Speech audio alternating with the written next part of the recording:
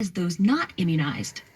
Jeremy Lubin at the University of Massachusetts Medical School says the findings change what's needed to stop this variant. It was hoped that the vaccine would prevent transmission, and it's pretty clear from this outbreak that the Delta variant is very capable of transmitting even among people who are vaccinated. So the CDC now recommends all people wear masks inside if you live in areas with high coronavirus transmission. Which is America. Michaeline Ducliffe, NPR News. The Senate will take up the more than $1 trillion bipartisan infrastructure agreement after 17 Republicans, including Senate Minority Leader Mitch McConnell, voted with all 50 Democrats to advance the legislation.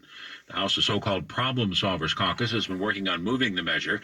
Here's Democratic Senator Joe Manchin. When you have Chuck Schumer and you have Mitch McConnell voting for the same thing in a bill this large, there's a lot of good here. A lot of good. Lawmakers now bracing to see if the support can hold over the next few days of debate in efforts to amend the bill.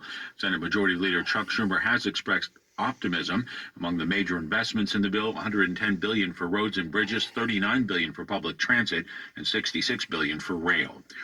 Justice Department regulators today said the Treasury Department must provide the House Ways and Means Committee with former President Trump's tax returns, appearing to end what has been a long legal showdown over the records.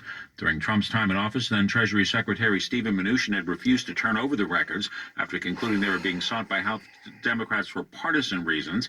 The committee subsequently sued for the records under a federal statute, saying the IRS needs to furnish them.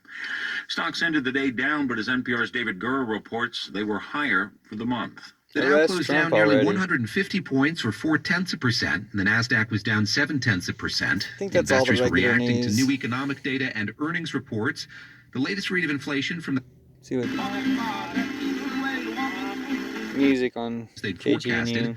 Amazon closed down about 7.5% after the retailer said sales were not as good as expected in the second quarter. Amazon also predicted that sales could continue to fall in future months as the economy continues to reopen and more people are willing to return to stores to shop.